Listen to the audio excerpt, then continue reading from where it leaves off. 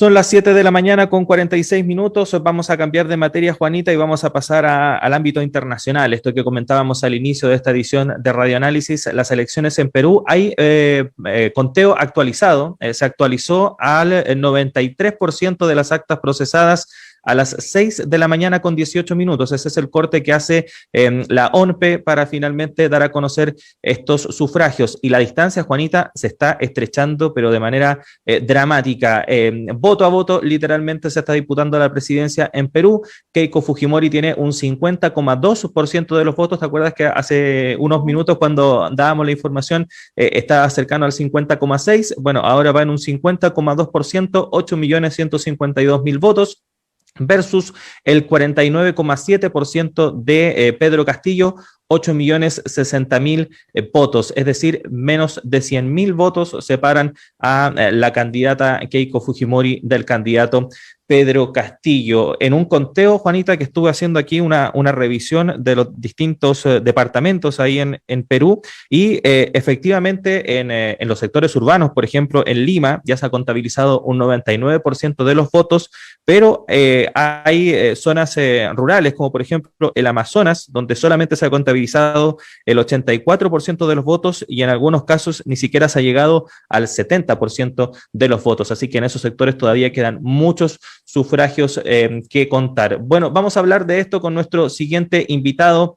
Saludamos a esta hora de la mañana al académico del Instituto de Estudios Internacionales de nuestra Casa de Estudios, doctor en Ciencia Política con estudios de magíster en Gobierno y Política Latinoamericana, Miguel Ángel López. Miguel, ¿cómo le va? Muy buenos días, gracias por estar con nosotros. ¿Qué tal, Claudio? Juanita, buenos días. Hola, muy buenos días, Miguel Ángel. Sí, profesor, queríamos conversar con usted porque, bueno, es imposible proyectar a un ganador a estas alturas, pero lo que sí ya se puede saber es que quien gane, sea quien sea, lo va a obtener con una votación muy, muy marginal respecto de la diferencia con el otro candidato, y también en un escenario donde se proyecta un parlamento que ya fue confirmado en la pasada elección, muy disgregado, separado en distintas fuerzas políticas. ¿Cómo se puede proyectar el escenario político en Perú considerando estos dos factores? Como tú decías, son unas elecciones muy reñidas. Algunos hablan que estas son una de las elecciones más complejas de los últimos 50 años de la historia de Perú. Pero sin embargo, igual tenemos que recordar que las elecciones del 2016, que Pedro Pablo Kuczynski se impuso a Keiko Fujimori por 40.000 sufragios. Y entonces ya en cierta medida estamos acostumbrados en Perú a estas definiciones electorales muy complejas y muy estrechas. Sin embargo, en esta elección en particular nos enfrentamos con unos casos de una polarización acentuada, con una especie como de dos modelos de país. Entonces se hace muy difícil, gane quien gane, la gobernabilidad va a ser muy difícil. Como tú bien decías, el caso Perú Libre, por ejemplo, que es la alianza que apoya a Pedro Castillo, solamente tiene el 13,41% de la escaña, la Fuerza Popular de Fujimori el 11,34%. Entonces esto obliga a quien llega a convertirse en primer mandatario a buscar una alianza con otros partidos. Y sabemos, esto es una cosa compleja dado los niveles de polarización, y además que sabemos también de que hay una historia en Chile donde el Congreso tiene en Perú, perdón, donde el Congreso tiene la posibilidad también de destituir al presidente. Entonces se asoma todo esto muy complejo.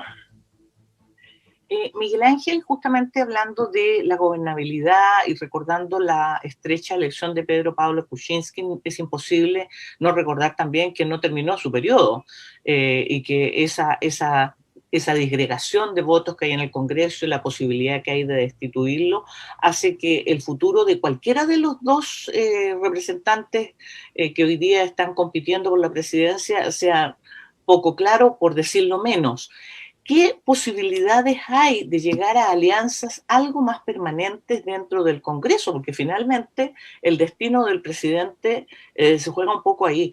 ¿Qué posibilidades hay? ¿Cómo está el equilibrio de las fuerzas en términos de ciertas tendencias más bien tradicionales? Me refiero, ¿no es cierto?, a izquierdas o derechas, o en fin, para poder llegar a cierto equilibrio en el Congreso. Claro, lo que ocurre es que el caso de Perú es un caso bastante dramático, porque no tenemos partidos fuertes, no tenemos partidos institucionalizados. Entonces los partidos políticos surgen un poco a la mira de cada uno de los candidatos. Ese fue el caso de Fujimori padre, donde creó su propio partido, que después iba cambiando de nombre. Después es el caso de prácticamente todos los presidentes que han habido en Perú, donde los partidos no duran. Entonces es muy difícil, hay que negociar directamente con personas y con personas líderes partidarios, líderes de grupos, y con ellos hay que lograr una especie de acuerdo. Entonces esto hace todavía mucho más difícil la gobernabilidad. Y también tenemos una serie de problemas que está enfrentando Perú en la actualidad. Nosotros tenemos que recordar que Perú en el mundo es el país que tiene la tasa de mortalidad por COVID más grande del mundo, per cápita, gracias a la mortalidad per cápita. Entonces tiene 180.000 muertos, hay que compararlo eso con la cantidad de muertos que tiene Chile, después de Brasil y México, lo que tiene más muertos en toda América Latina. Entonces, hay que hacer toda una política para tratar de mejorar el caso del coronavirus. Luego tenemos los efectos económicos y el gigantesco desempleo en una economía de servicios en Perú. Entonces uno decían que gran parte de eso, y eso se basó, por ejemplo, parte de la propuesta de Keiko Fujimori, fue tratar de mejorar no solo los salarios, sino también disminuir el desempleo que ha producido el caso del COVID. Y eso unido a la polarización. Entonces tenemos una dificultad de cualquiera de los dos candidatos que sea electo, de lograr una coalición estable, para que impedir que después el mismo Congreso no lo destituya, que como tú bien decías, ocurrió con Pedro Pablo Kuczynski, ocurrió con Martín Lizárraga, y han habido varios casos en el último tiempo, donde presidentes no terminan, en este caso presidentes no electos, sobre todo con la excepción de Pedro Pablo Kuczynski, no terminan el periodo por el que están, aunque sean presidentes reemplazantes. Entonces, es una digamos que hay una tarea titánica, y la agenda que tienen los dos candidatos, por lo menos los programas de gobierno, tampoco son tan claros. La política peruana ha estado muy polarizada en el caso de la elección en 2006, era todo en contra de Keiko. En este caso Keiko es el mal menor, y hay que tratar de oponerse a Kuczynski, que son por lo menos dentro de las principales agrupaciones políticas. Hay que oponerse a Pedro Morales, y por eso hay que apoyar a Keiko. Entonces hay unos cambios, como en 4 años lo que era lo más malo ahora es lo mejor. Entonces hay que acostumbrarse un poco a la política peruana, tiene esas diferencias en el caso de la chilena, pero igual quien logre ganar va a tener una tarea muy compleja dentro del gobierno. Profesor, usted mencionaba lo difícil que será la gobernabilidad, gane quien gane, considerando cómo está dividida la composición del Parlamento peruano, pero también Perú, y como usted bien mencionaba, viene de una situación social y económica bastante compleja. La situación sanitaria ha sido terrible en Perú. Usted mencionaba la cifra de muertos per cápita, que es de las más altas del mundo. También a nivel económico se han perdido muchos empleos, al igual que en otras partes del mundo, y anterior a esta emergencia sanitaria, a esta pandemia, ya Perú estaba socialmente bastante convulsionado, con estallidos sociales muy similares a la de nuestro país, que terminaron de hecho con la salida del presidente interino Manuel Merino, y se está en un escenario en el cual ninguno de los dos candidatos, si bien han tenido una votación importante, no convencen del todo a la ciudadanía. Keiko Fujimori tiene todos estos problemas relacionados con la ley, con delitos de corrupción, que de hecho está en proceso e incluso ganando, podría finalmente terminar en la cárcel producto de los cargos que se le imputan, y un Pedro Castillo que, si bien propone un cambio al modelo económico, es bastante conservador en otras materias, como por ejemplo materias de género o de disidencias sexuales, que han generado mucho resquemor en cierto sector de la izquierda, que también ha estado muy dudoso si apoyarlo o no. ¿Cómo se proyecta también en ese sentido desde el punto de vista de la gobernabilidad, considerando que gane quien gane será un candidato que ni siquiera en su propio sector tiene al 100% de su gente convencida de apoyarlo? Claro, no, eso es totalmente cierto. Siempre se han presentado a ambos como un polo, ¿cierto? Un polo que ha sido criticado en el caso de Pedro Castillo como un presidente que tendría una línea marxista, y el otro una populista de derecha. Ahora bien, gran parte de la lucha y de la competencia electoral ha estado centrado en la economía, pero como tú bien decías, en materias valóricas los dos son muy conservadores. Entonces los dos se oponen al aborto, y se oponen a la unión de parejas del mismo sexo. ¿Y esto por qué? Porque en el caso de tanto Fujimori como el Perú todavía es un país que es bastante religioso. Y Pedro Castillo, por ejemplo, tiene gran apoyo en las zonas rurales de gente evangélica y también católicos. Entonces, es muy difícil que ellos logren lanzar una agenda valórica un poco más de acuerdo a los cambios que están ocurriendo en el mundo.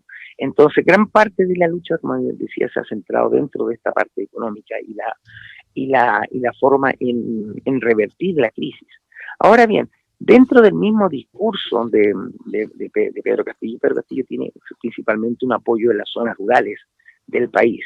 Y estas zonas rurales y también zonas mineras, donde se han visto un poco marginadas del crecimiento económico que ha tenido Perú, por lo menos en las cifras macroeconómicas en el último tiempo. Entonces hay una desigualdad muy creciente. Entonces la gran parte de las propuestas económicas de Pedro Castillo, más que una propuesta con una agenda específica como se hace en muchos otros países, es más bien ha representado más bien una especie de estado de ánimo, un estado de ánimo pesimista frente a lo que ha sido el Perú ahora y una especie de promesa de un cambio. Promesa que a veces sale difícil de realizar porque en las mismas entrevistas, etcétera, Pedro Castillo demuestra que su conocimiento de la economía no es el más grande, lo que ha producido y ha aumentado un poco el apoyo a Keiko Fujimori. También sus posturas, por ejemplo, sobre el género y la violencia de género han sido también calificadas un poco de machistas. Entonces eso también ha significado que algunas mujeres con un nivel cultural un poco más alto empiezan a rechazar también parte de las posturas de Pedro Castillo. Entonces lo que tenemos es una elección, como decía, de dos contrarios, de dos especies de modelo, por lo menos así se ha tratado de vender, pero ninguno de los dos tiene un programa de gobierno claro de cómo se puede salir adelante, y eso va a ser lo más dramático cuando alguno de los dos se convierta en presidente. Bueno, vamos a esperar con nervios, ¿no? ¿Cuál va a ser el resultado final de esta estrechísima relación? Miguel Ángel López, académico del Instituto de Estudios Internacionales de la Universidad de Chile, doctor en Ciencia Política con estudios en Magíster de Gobierno y Política Latinoamericana. Ahí estuvo explicándonos un poco las elecciones en Perú. Muchísimas gracias por conversar con nosotros esta mañana, Miguel Ángel. No, muchas gracias a ustedes, Claudio, Juanita. Un gusto como siempre.